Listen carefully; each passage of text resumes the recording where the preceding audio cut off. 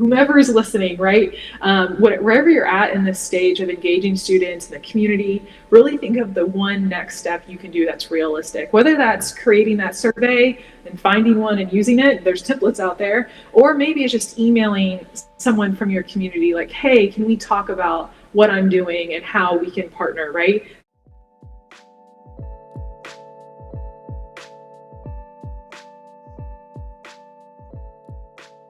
Tarrah, how are you doing today? Welcome back to the show.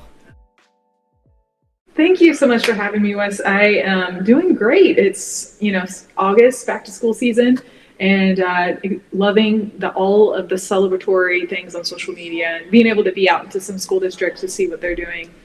So it's a good time of the year. Exciting. Yeah, so this time of year, I mean, obviously for everyone in child nutrition, this is like the busiest time. This is go time. This is what you've been preparing for all summer. And so for you, what does that preparation process and then ultimately going into the new school year look like? Are you traveling a lot? Is it a lot of Zoom meetings? Like what does a day in the life of Tarrah Westercamp look like these days? Well, thank you. Yeah, it's different every day, but definitely a lot of training. So getting schools ready, back to school, getting that excitement around that. So I've done either in person or on Zoom or a virtual meeting about food allergies and some other nutritional, like 101 kind of things. So traveling some, but doing a lot of virtual meetings to kind of accommodate the different school districts, since they're far and spread wide. But in addition to that, it's a lot of menu prep. So getting allergy menus prepped, and even some clients, I help them with their actual menus. So getting them into those software systems and making sure they're compliant so they're ready to roll out. One less thing to worry about. So yeah, absolutely. Absolutely. Well, I mean, in all of your traveling and talking with people from all over the country in different school districts nationwide, I'm curious, have you ever had an encounter maybe recently with just a random individual that has maybe left an impression on you? Maybe it was some words of advice that either you left on them or they left on you. But is there anything in your travels recently that's, really impacted you and kind of what you do on a daily basis? Say the most recent one, I was just at a board meeting to talk about travel, to present for a client on what we're doing for their grant, and it was really inspiring. And sometimes you don't always hear that in child nutrition, like a good pat on your back, but the superintendent and the entire board were like really thankful and grateful for what we were doing there. And that was really amazing to see the support for that food service director, and just the kind of community wraparound support for what she's doing and wanting to elevate her and to really celebrate her. So that was really cool. I've never met, the entire board before. So it was just really, really great to see that and to see her celebrated because she's doing a great job. I mean, that is really encouraging to hear that, things like that are happening where we're starting to celebrate school nutrition and the amazing work that they do. I think back, so I do a lot of traveling this time of year as well. And I was on an airplane just recently. I think you were in Boston as well for the School Nutrition Association conference, weren't you? Yes. Yes, I was. Yes. So, that trip, especially for me, is like a 5.5 hour plane flight. And, and so, coming from Southern California, going to Boston, first off, I'm kind of going into that journey as like, look, just keep my head down. It's a 5.5 hour flight. Like, I'm going to try and get some sleep. Yeah. And, I kind of have like my routine. I don't know if you have kind of like a travel routine, but, over the years, I've kind of got like my 1-2 punch kind of routine, and it works great for me. I get off the plane. I'm still feeling like good. I'm mentally there. But part of my routine is that I usually put my headphones on, noise cancellation, and I kind of just zone out. I either sleep or I read a book or I maybe prepare for a presentation that I'm going in to actually give to either a school district or a group. And, during that, process, as long as I can follow the process, I get off the plane and I feel good. However, going to big national conference, you inevitably end up running into people that either or that you have met in the past, and you're on the same flight, and then you end up having conversations for the entire trip. Now, going out there, on the trip out there was no different than any other trip for me. I had my little routine down. I get on the plane, I get off, I got to sleep for the majority of the trip. However, on the way back, For anyone that has never gone to a national conference, if you're not a vendor, it's a different experience for vendors than it is for school nutrition professionals and operators. I mean, as vendors, we're like little caged animals for 3 days. Like, we're in our little 10 by 10 square, pacing back and forth, hoping someone's going to come and talk to us at some point. And then by the end of the conference, you were so exhausted by the end of conference. Like, all you want to do is just like go into a little mini coma for like a week and just emerge like refreshed at the end of that. However, I pack up our booth, I get on the airplane, and immediately upon sitting down, the gentleman next to me is super friendly, super nice, but just a talker, like really wanted to talk. And he was like, so what were you in Boston for? You know, where are you going? All the full life story. Like, I mean, asking me the gamut of questions. And so one of the questions he asked me, though, was so what do you do professionally? Like, what do you do for work? And I said, well, that's actually the reason why I am here in Boston. I work with school districts all around the country.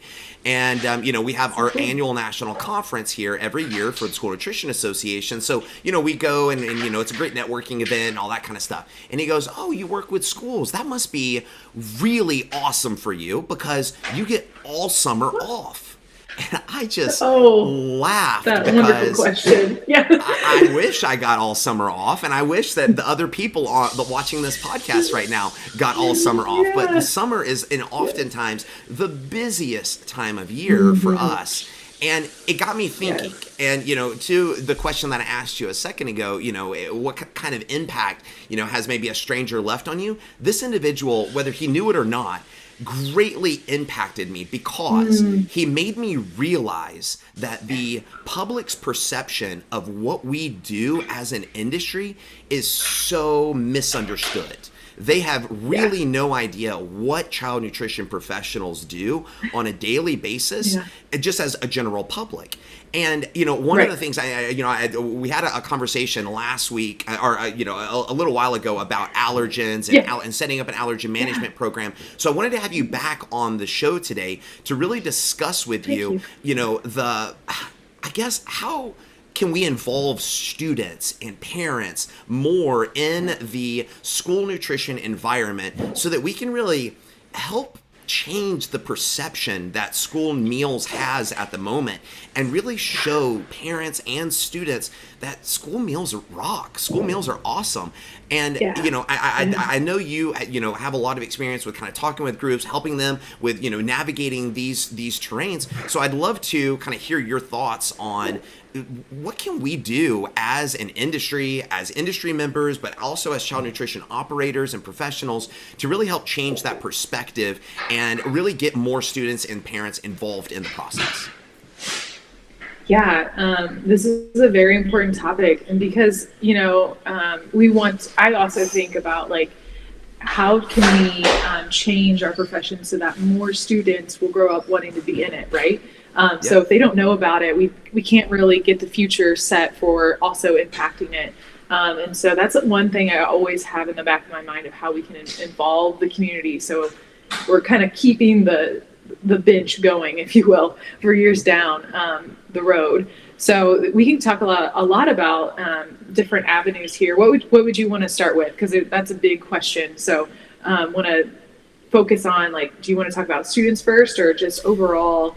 Because I think the first thing, go ahead. I think, a good place to start is really in anything in life. I think that we need to understand what the benefits of even getting students involved is going to look like. So, I mean, from your experience and the districts you've worked with, what type of benefits do districts typically see when they start getting more students in the cafeterias, when they start, engaging students maybe through questionnaires or having them come and actually put hands on the food? And also, what types of, participation involvement do we see boost in those types of things when students get involved? But I'd really love to, kind of first off, define what it is that we're looking at as far as potential benefits and gains from getting students and parents involved in the process.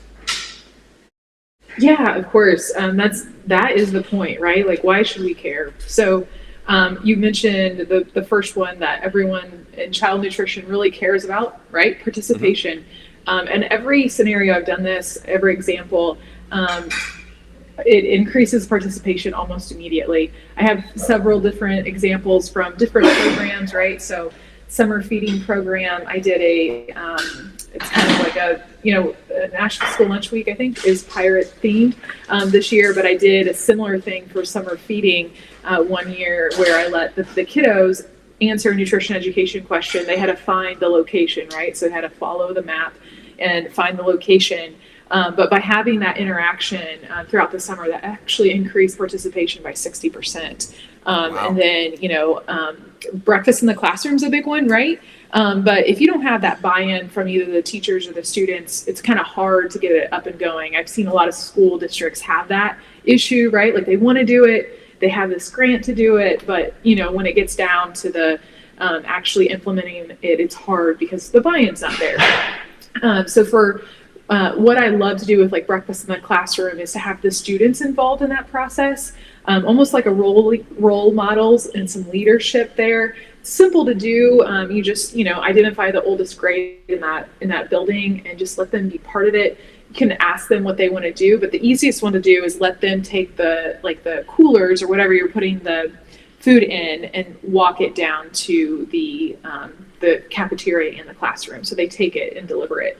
But you give them a certificate, right? You make them feel special, on all of those things. That really helps participation and buy-in. So, BIC, breakfast in the classroom, with that model, we saw over a month, like 70% increase in participation. So those are just different examples, and those are different school districts too. So that's very interesting. One was more urban, one was more rural. So kind of shows that it can be done in either setting, if you will. But besides participation, you're talking about kind of that misconception of what our profession is, and that also plays a big role. And the more you get them involved, the more they learn, one. So knowledge is power, and so teaching them about our regulations, what we do, that helps them to kind of understand, like, oh, there's a bigger picture here than what I thought. And then that also bleeds into like the families that they interact with, right? Their friends, their peers. And letting them have that ownership kind of disperses the information out. And there's different ways we'll talk about in terms of low commitment to high commitment. If you're a food service director trying to figure that out, there are ways to do it.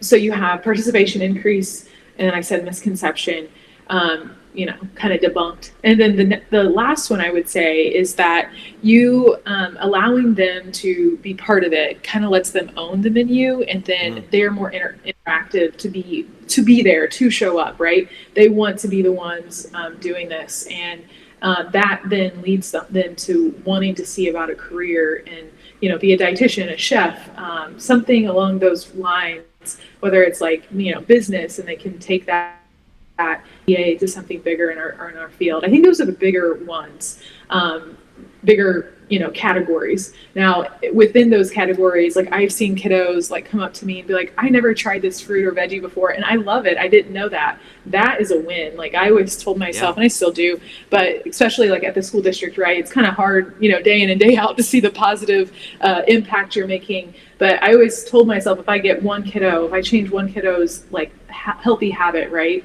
then that's a success, just one, because I have a ripple effect forever. And so that is really cool when you get those little touches of a student being like, hey, I tried this new item. That's something I've done with a client recently. They're trying like healthier breakfast items to meet the new rules. And high school students were coming up to them and saying, I love these healthier options. Yeah. And so it's amazing. Like they love it. And you're making a difference. So yeah, absolutely. So, I think those are great suggestions for helping with getting students involved. Is there any value in getting the parents buy-in with this as well? Because I talk to students and parents and faculty members often, and it seems like one of the bigger issues that they're running into is kids bringing food from home. and this not even wanting to give school meal a shot. And I think it's great to educate the students and really get them involved with planning menus and trying new foods and exposing them to things that they otherwise would never have tried. But when you have when you have picky students, you have picky eaters, and they're kind of coming into that with like, I'm not trying anything new. I'm just bringing my school lunch because they have this already negative perception. Is there any value in outreaching to the parents? And if so, what does that outreach and getting parent involvement look like? Yeah, so there's a lot of different avenues, but there definitely is a benefit from getting them involved, and even on a small scale, right? Because if you think about it, for like elementary kiddos, that's where you can kind of make the most impact with this kind of setting the future for them to be high schoolers. But that elementary stage is usually when the parent will print off the menu, go with the kid and say like, which days do you want to eat? And they'll circle them, right? Mm-hmm. So that is typical. So if you can talk to the parent and get the parent to understand, one, eating school meals is actually budget friendly for them, right? So do that cost comparison. I've done that before, and it's really eye-opening for the parents to see that. And then two, kind of engaging them in this conversation throughout the school year in different ways. So I'm going to explain those different ways right now. First, we just talked about back to school season. So every building has a back to school night. There usually is a registration day, right? So having that set up to where your team is there and trying like a new menu item that will be on this year's school menu, so parents and students can try it, is really eye-opening. I've heard so many parents be like, this is nothing like what I had in school. And so their minds are blown. And so providing them that ability to engage with it is really, really something. I just went to one in Oakley, California, and he had a great sample day, and students and administrators were able to come in and try and vote on the items they loved. And it was such a great success. People loved it. And, it's something that you get buy-in from. So that's something to kind of start off with. But like you could think of like throughout the year, the school year, if your schools, most do, individual schools have like a newsletter or something that they send home to parents.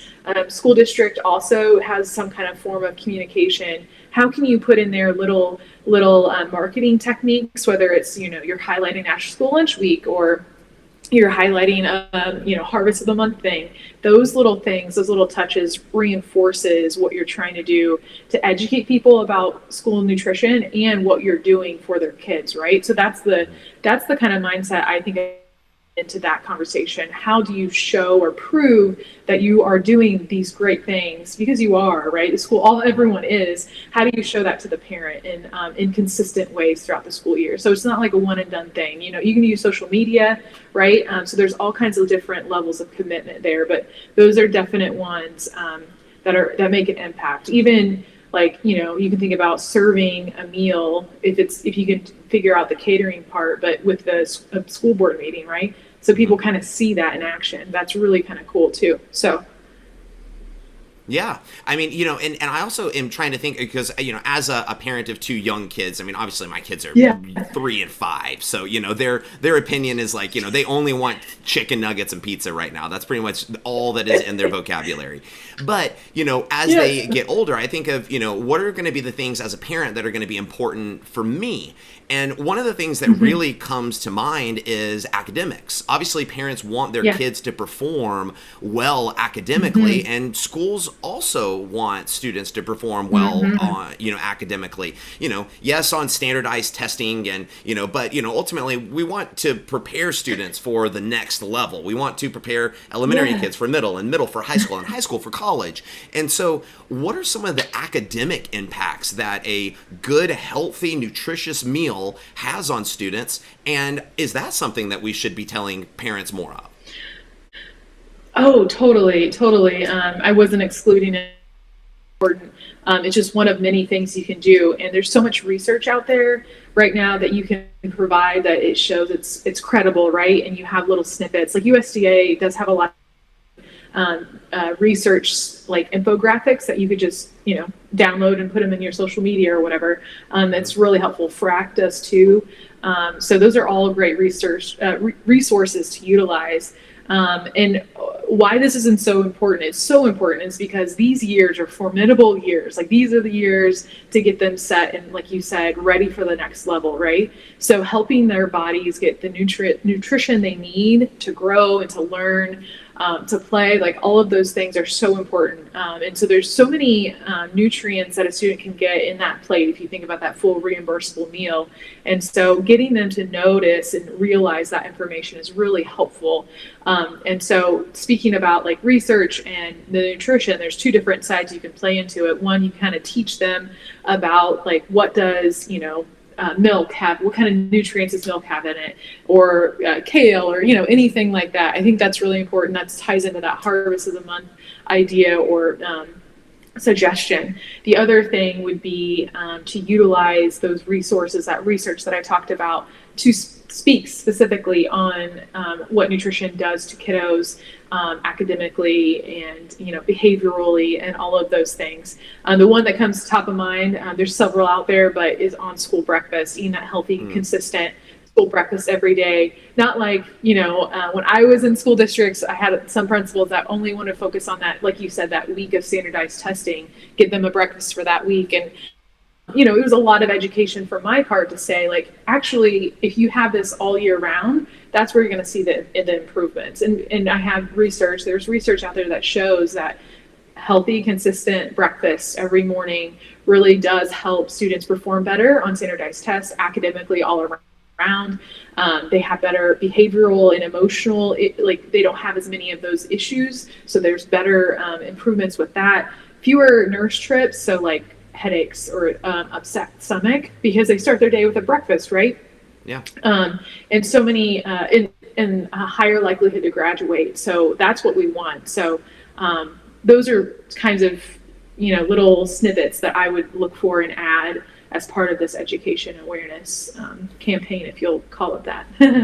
Yeah, I mean, it seems like, districts and nutrition professionals have been well aware of the fact that a good meal improves your mental state, it improves your overall health, and ultimately improves your academics. And I mean, we've seen this in schools for ages. Right before standardized testing, there's memos and emails that get sent out to all the teachers and faculty. Make sure the students eat a good, nutritious meal today. We've got testing.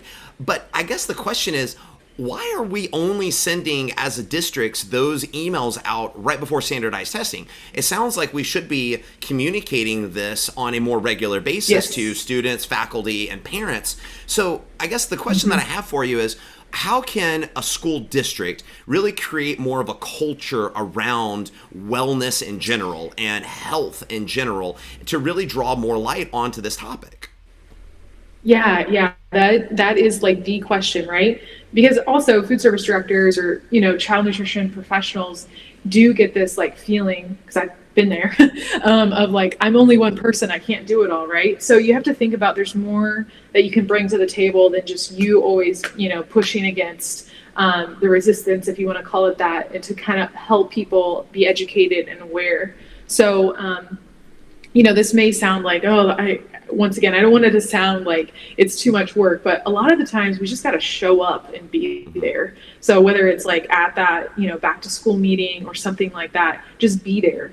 And that will help you to understand what are the stakeholders in the room, in the school environment that you need to add to this, this kind of group. And so what I'm getting at, which everyone you're listening may be thinking the same thing, is that really what I would start to focus on is getting a committee. So think about the local wellness committee to really engage different stakeholders in your community that can also be that sounding board, can echo what you're saying, and not be the only ones. And most of the time when I've had these other stakeholders be involved, they were willing to come into classrooms or come into the cafeteria and also play an active role in doing this thing, which is educating and providing knowledge for our families. So that's really kind of cool. And why that matters is because, wellness policies is part of what we do, but more importantly, we need to start thinking of school nutrition as part of a bigger whole of what the whole, like school district's doing, right? So if you've heard of the approach, the whole child approach, that is saying that we're not just looking at one little piece of something that can impact a student, which would be academics, for example. There's actually like 8, 9 different aspects that we should consider to help the kiddo be successful in every realm.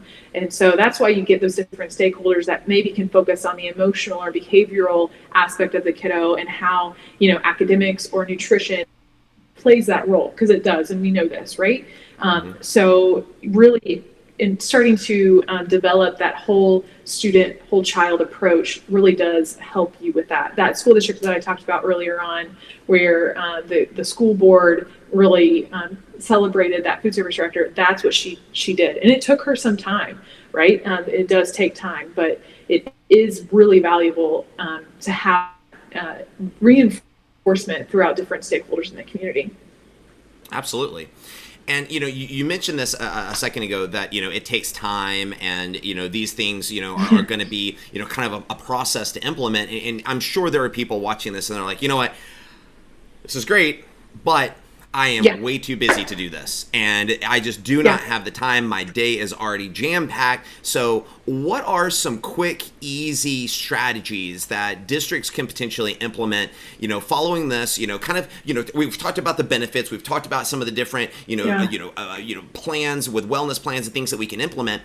But if a district came to you and said, hey, look, Tarrah, we need a 1-2 punch that is going to be something that we can go and have a quick win with to really start moving us in this direction. Because I think one of the things that, just people in general is they need to make movement in a direction, and starting is oftentimes the hardest thing for people to do. So what's that 1-2 punch that people can quickly do to easily engage students and start making moves towards creating either a wellness policy or something to engage the community and really show that awesome work that they're doing?